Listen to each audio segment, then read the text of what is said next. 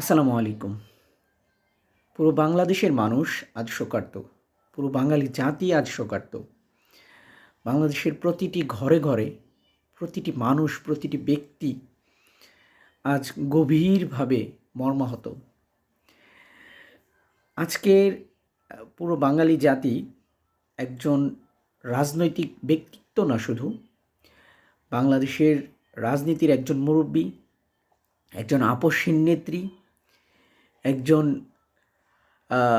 অপ্রতিরোধ্য একজন নারী, যে কিনা দীর্ঘ ৪৫ বছর বিভিন্ন সংগ্রামের মধ্য দিয়ে দেশকে ভালোবেসে দেশের মায়ায় দেশেই থেকে গেছেন।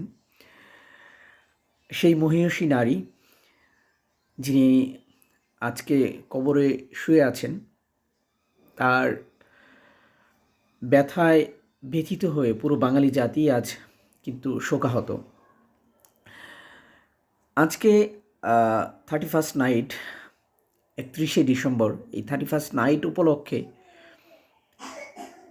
আশা করছি যে কেউ আতশবাজি কিংবা উচ্চস্বরে গান বাজনা করবেন না।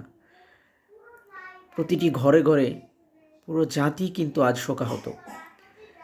যদিও এই কালচারটি আমাদের কালচার না, ভিনদেশি কালচার, তারপরেও আমরা আমাদের দেশে আমাদের কালচার মনে করি আর না করি, আমরা উদযাপন করে থাকি অনেক সময়।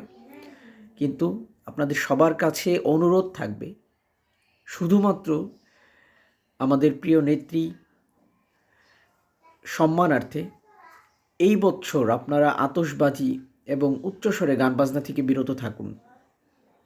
তাকে সম্মান করে, তাকে ভালোবেসে আমরা এই বছর কোনো আতশবাজি করব না। আপনার আশেপাশে আপনার প্রতিবেশী যদি কেউ এই ধরনের ঘৃণিত কাজ করে, তাকে বুঝিয়ে শুনিয়ে বা তাদেরকে বুঝিয়ে শুনিয়ে এই আতশবাজি থেকে বিরত রাখার চেষ্টা করবেন।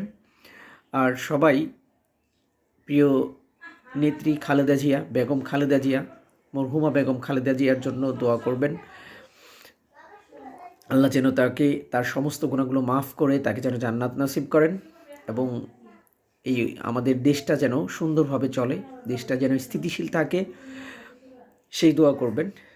এবং হাদি হত্যার যেন বিচার হয়, এই দোয়া করবেন। সবাই ভালো থাকবেন। শুভরাত্রি। আল্লাহ হাফিজ।